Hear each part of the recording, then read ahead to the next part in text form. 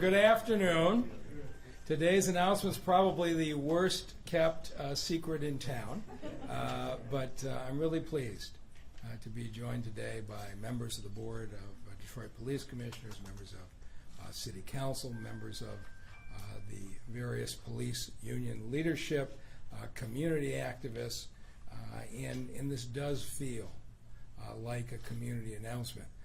On May 10th, we were a little bit surprised when Chief Craig unveiled his plans for the future.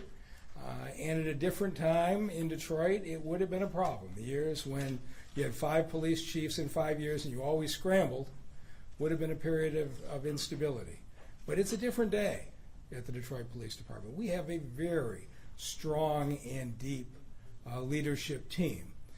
And it took just a matter of days before I stood here with the support of the Board of Police Commissioners to name former Assistant Chief James White as the interim chief, and then his first order of business was to make Todd Bettison the first Assistant Chief.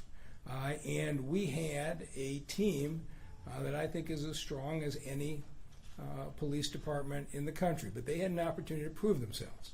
And this was our first process where a Board of Police Commissioners that is a majority elected actually performed under the 2011 charter. And that process provided for the Board of Police Commissioners to hire a search firm, do a search, and give the mayor a list of candidates from which I would select one and refer that individual on to City Council. I want to thank Reverend Holly and all the members of the Board of Police Commissioners. What they did was remarkable. In an 8-week period, they brought in a very professional firm, conducted a national search, went through a number of outstanding candidates, and they last week sent me 3 excellent candidates, any one of whom would have been highly qualified. And I interviewed all 3. I felt good about all 3, but I think anybody in this city who has watched the way James White has handled himself in the last 2 months feels very good about where the Detroit Police Department is heading. And we had a big advantage. When national searches for Dallas, Texas, and Columbus, Ohio went for chiefs, they came to Detroit. They hired people from the Detroit Police Department to run other major cities in the country. We had the advantage of having the talent here and being able to pick somebody that we were highly confident of. And so I have been extremely pleased. I think you're seeing more police presence. We are seeing the violence start to become curbed. We are seeing a police chief who supports the men and women of the department when they act appropriately, but also doesn't hesitate to say we're going to have high standards when a particular officer does not. And that is what the vast majority of the men and the women of the Detroit Police Department want. This city is enormously supportive of the Detroit Police Department, and I think they're going to continue to be enormously supportive of Chief James White. So today I will be sending my recommendation to Detroit City Council. City Council has 30 days to act. And then, assuming that they don't disapprove this, Chief White will be the permanent chief. And with that, people are always looking for fights and controversy and the like. I talked to every member of the Board of Police Commissioners, all 11 members, consulted them throughout this process. Everybody doesn't agree, because if everybody agrees, you don't need everybody. But people all expressed their opinions, all felt good about the direction we're going, and I think there's no doubt that James White is the overwhelming choice of the Board of Police Commissioners as well as my choice. But the fact that this process was handled so professionally, no dramas, no embarrassments, professional interviews, professional lists, is a reflection on the men and women of the Board of Police Commission. And with that, I'd like to introduce the man who has headed this up, the chair of the Board of Police Commissioners, Reverend Jim Holly. Reverend? Thank you, Mr. Mayor, and thank you for those of you who are here today and those in the city of Detroit. On behalf of the Board of Police Commissioners, offer our congratulations to you, Chief James White. I understand that according to Time Adams Staffing Services, there were over 44 interesting people that wanted to come into the city of Detroit and for the interest in this job. I think we owe that to the men and women of the Detroit Police Department and also the citizens of Detroit. And so for that, I think you really are top of the notch. We congratulate you. I want to say to you that 3 candidates were sent to the mayor. All 3 of them were outstanding. And certainly, however, the Chief White was the choice. And I'm sure that I can tell you on behalf of the majority, if not all, of the police commissioners are very satisfied.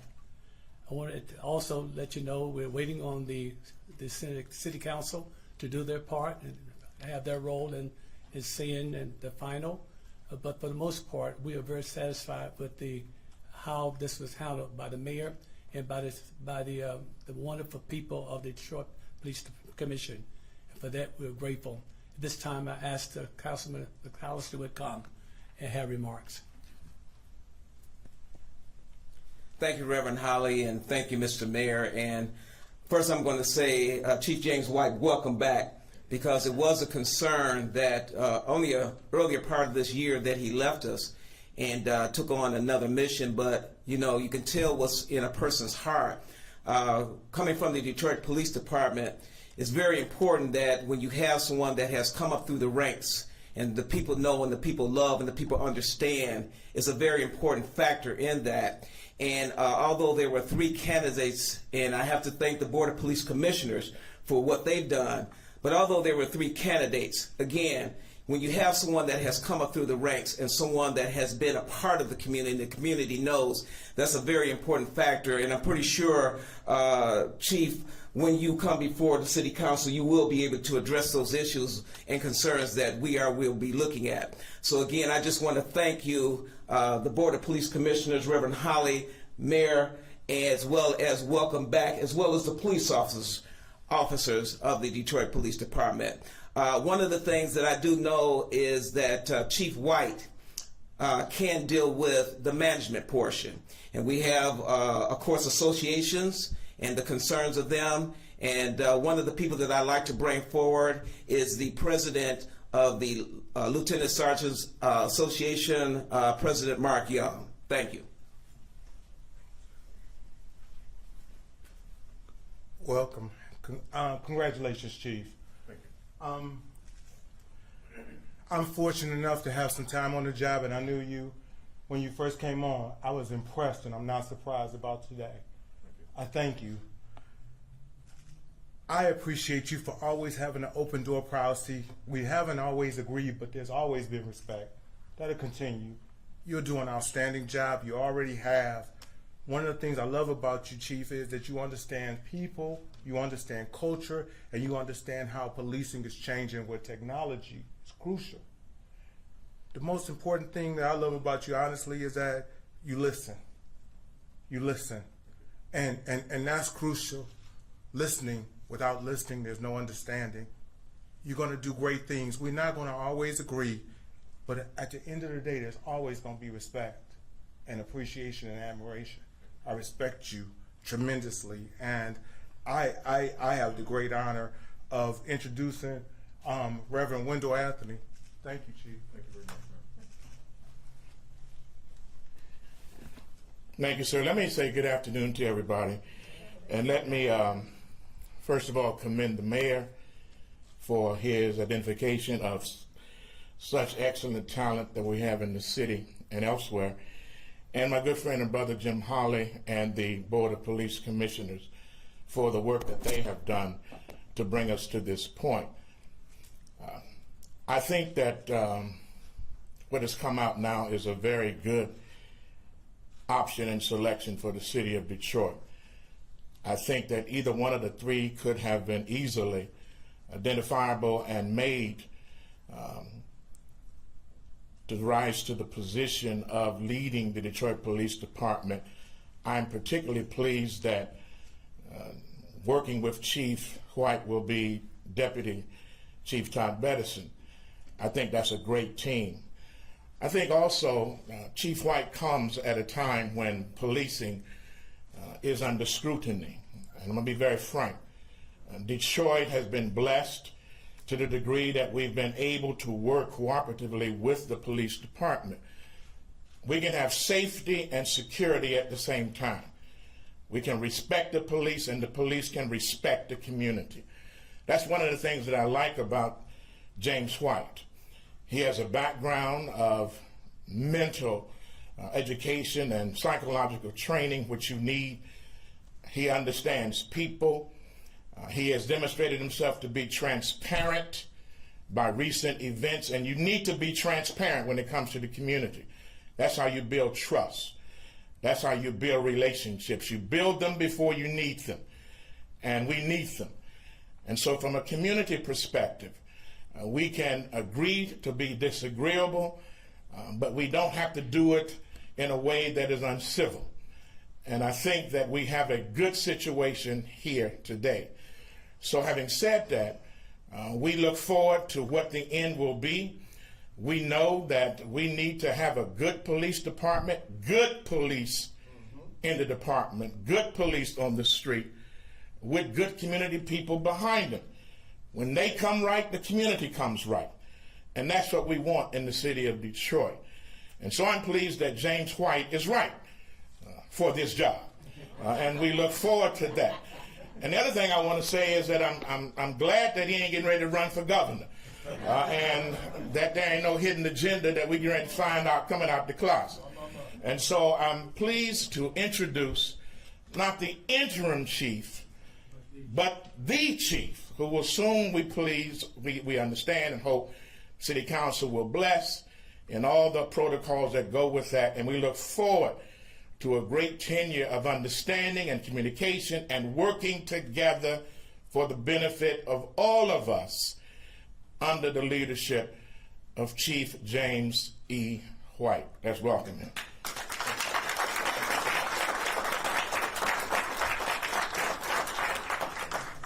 Thank you very much. Good afternoon, everybody. I am extremely honored and humbled to be here today, and I want to thank all of the community partners that I have behind me, the wonderful words that have been said from the union leadership, and certainly our community. As an assistant chief here for so many years, I knew how important the community was and is. But having spent 3 months now in this chief seat as the interim chief, the community is not only supportive, but we need them. We need the community. And I have not been more happy than being able to interact. And let me be clear, all the conversations aren't, cotton candy and sunny days. We've had some very crucial conversations, but as Mark Young stated, always with respect. I witness on a day in and day out basis positive relationship building with this community and positive relationship building with this police department. I also want to address a couple things before I get into a few comments that I want to make. This police department has amazing community relations, amazing. And I talk to my colleagues around this country from my days with the consent judgment, and oftentimes they ask, how do you all do it? You all can get people to show up for candy on Halloween with no complaints. You can get, community investment in the programs. How do you do it? And as Wendell Anthony indicated, you have to build those relationships before you need them. And the police department does that. And it's very important to me that we continue that. We need to have these strong relationships, and that's done with credibility in policing. That's done with excellence in policing. And certainly two things can be true at once. You can hold officers accountable, but you can support good policing. And our community deserves excellence in policing. And as I stand here before you today, humbled and honored for this opportunity, I want you to know candidly that I'm going to support these officers, but I'm going to require that there is excellence and a drive towards excellence in policing, and continue to build these relationships in a transparent way. So you know what's happening with your police department, and you also build trust with this police department. So as I get into my prepared comments, I do want to talk about that, it's been 90 days plus since I've had this honor, serving as interim chief since June 1st. I set a goal with my command team for violence reduction. And those who know me know that I am stat driven. So I want to look at what can we do. Are we doing absolutely everything we can to impact crime, recognizing that everybody can't be arrested, everybody can't go to prison, and that's going to solve your crime problem. We all know that there are a number of issues, social issues, psychological issues, mental health issues, poverty issues, education issues that drive crime. But we can respectfully enforce crime and bring numbers down and make sure that our community is safe. They responded. We've got a fantastic command team assembled here, and we're experiencing a 20% overall crime reduction. Now, we're not patting ourselves on the back and celebrating anything, because one homicide, one child shot is one too many. But we are on the right path to eradicating some of this violence that we're seeing. Also, in the 3 months, the officers here have responded to nearly 70,000 police runs, 70,000 police runs, calls for service. And that's when people have dialed 911. That's not the calls that they see as they're patrolling. We've responded to 2,200 calls for service for mentally ill folks, people who are, dealing with mental health crisis, a disease that is impacting our community in great numbers. Certainly, we recognize it when we see people making poor choices, long-term decisions on short-term problems. You get cut off in traffic, someone pulls out a gun, shoots somebody. You can arguably say this person is suffering from mental illness. I mean, that's not a logical and reasonable way to deal with minor conflict. The officers are doing a fine job with that. We've recovered 1,900 firearms, 1,500 gun arrests have been made, and we continue to show up day in and day out. And certainly we've had a number of incidents that have been highlighted in the media, and we're going to deal with those incidents transparently. We recognize we've got an opportunity to make some improvements with our processes that are in place. But when you look at the total overall numbers, you see the volume of work that's being done. We've implemented a respectful and aggressive 5-point crowd management plan throughout the city, which includes addressing the drag racing issue. We've turned a corner on the drag racing issue using technology, also surveillance, and again, stopping it before it starts so you don't get into these situations where you're getting into chases and people are getting hurt.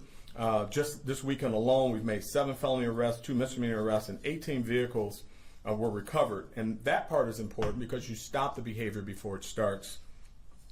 As I thank the clergy, Reverend Jim Holly, Reverend Wendell Anthony, I want to say that we're going to continue to need our clergy partners in order for us to be the best police department that we can be and to address the issues that we're seeing with violence in our community and crime in our community. I also want to thank Prosecutor Kim Worthy, who has welcomed me since I've been in the seat. She's worked with a number of cases that we have here. She's committed to resolving a lot of our gun crimes that we have, and I'm happy for that collaboration and continue to work with her. I want to thank the Board of Police Commissioners for having the confidence in me and selecting me for this role in the police department. And finally, I want to thank the Honorable Mayor Mike Duggan for his belief in my leadership and trusting me at a very important time in history with this police department. I will forever be humbled and honored that he chose me at this crucial time in leadership to lead this police department. Since I've been here, we've lost 2 officers, Corporal Darrell Cross, natural causes, as well as last week, Corporal Khalil Biddle. And I bring that up for a couple of reasons. These officers, day in and day out, dealing with loss and trauma, we are a family, but they show up every single day, and I just want them to know that I appreciate them, this leadership team appreciates them, our mayor appreciates you, and you all don't know how many times we sit in meetings, weekly, talking about ways to make your lives better, economically and otherwise. There's no more important time in leadership than we have right now in this country as it relates to law enforcement.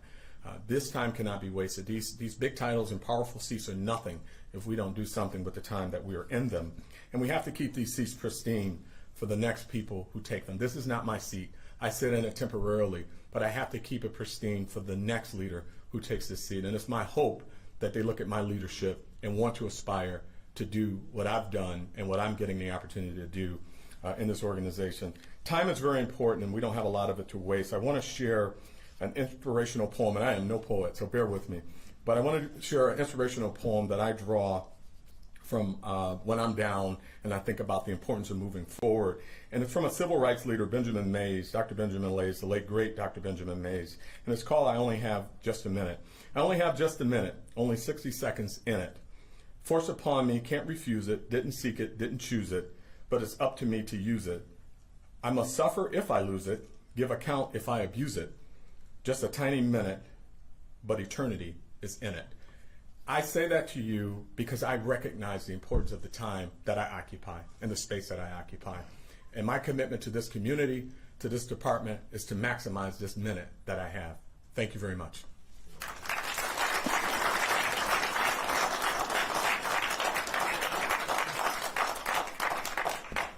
I guess I'm taking questions.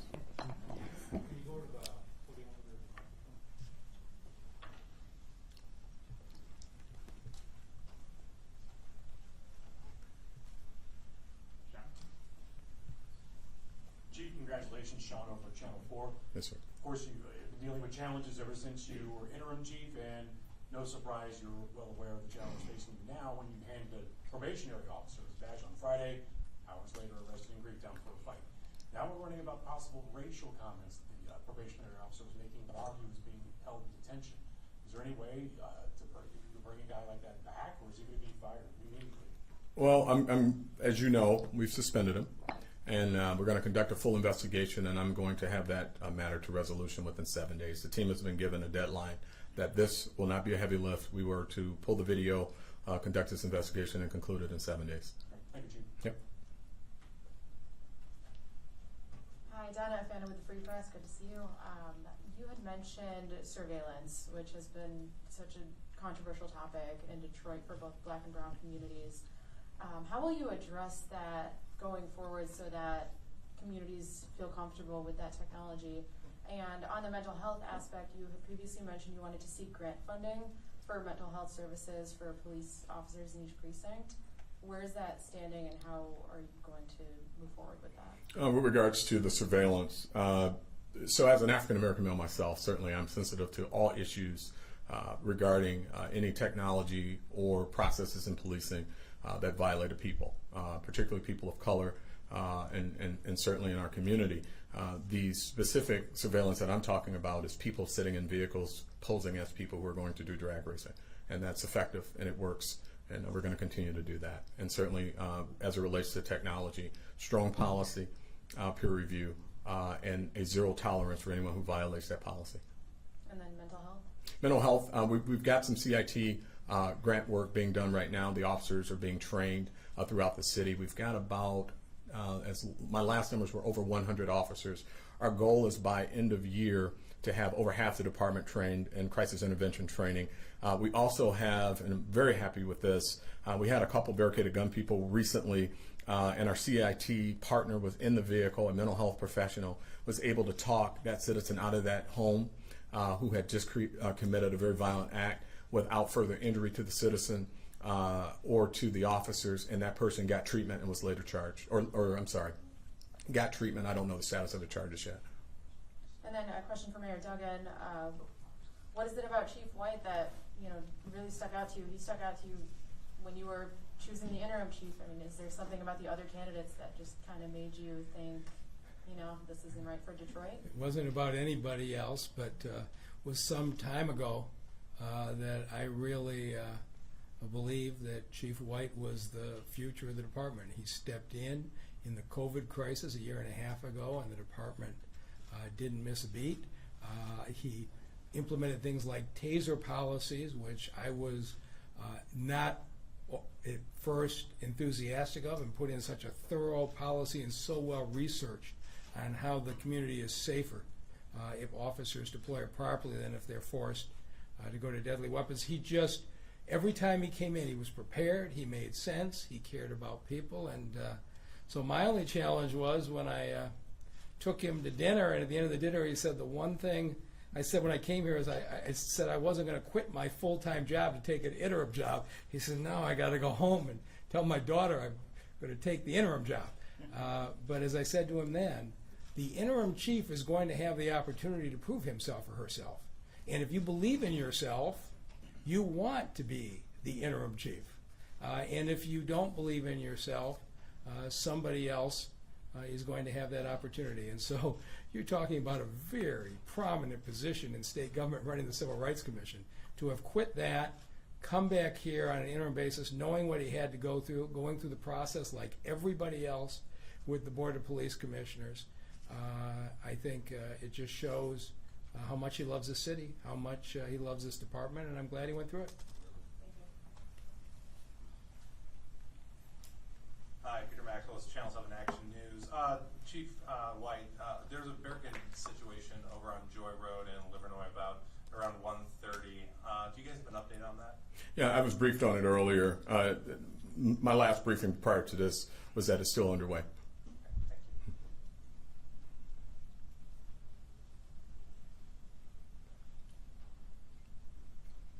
Mayor of the board, just curious to recap to make sure, 3 candidates it came down to, including the now chief, and how many others showed interest, and are you sharing who those other 2 candidates were, please? If I understand the question, we were given 3 out of the 7 or 9. Okay. It came down to 3.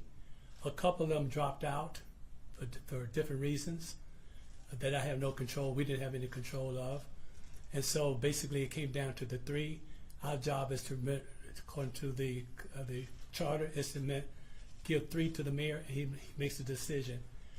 Chief White, the now chief, was one of the other 3, and the choice was his. But we just submitted 3 to the mayor's office. Thank you. Mayor, point of clarity then, you interviewed 3 people, Yeah. including the chief, So- and are you sharing who you sent Yeah, out? so there were 44 names. The police commission cut them to 9. And then after doing their interviews, recommended 3. And so the 3 finalists were Chief White, Chief Mike Cox of the city of Ann Arbor, and Robert Dunlap, who's the administrator at the jail. And you want to talk about outstanding people, I remember him as Commander Dunlap, the 11th Precinct, when I was a prosecutor, somebody I've had enormous admiration for 20 years. Chief Cox in Ann Arbor, if I didn't already have a phenomenal HR director in Denise Starr, I would have hired him by the end of the interview. His vision of human development was just exceptional. I mean, these were great candidates that the Board of Police Commissioners brought forward. But of course, we had the truly outstanding candidate here already. And so I think the 2 runners-up understand that this was no reflection on them. James White, I think, has the confidence of this community. Thank you. Hey, Chief, congratulations. Thank you.